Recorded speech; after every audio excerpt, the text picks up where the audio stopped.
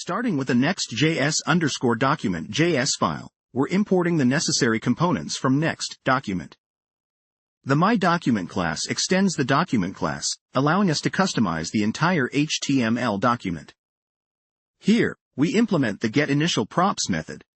This is an async function that runs on the server for each request. It resolves the initial props for the document, which Next.js then serializes and passes to the document as props.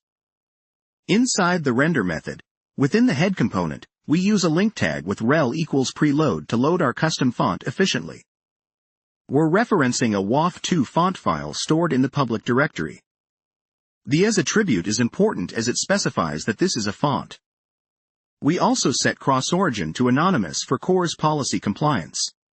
In your global CSS file, we define @font-face rule. This specifies the font family along with the source of the font file, which is our self-hosted WAF2 file. We add font display, swap, to ensure text remains visible during font loading. We then set the custom font as the font family on the body element. This will apply our custom font throughout the application. If the custom font fails to load for any reason, it will fall back to the default sans serif font. For those using Emotion for styling, the Global Styles component makes it easy to set global styles. We first import the global component and the CSS helper from @Emotion, React. Inside the global component, we use the styles prop with the CSS template literal to embed the @font-face rule and the body rule.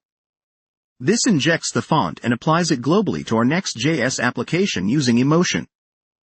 Finally, we export the global styles component so that it can be imported and used in our pages or components, ensuring our custom font is applied throughout the app.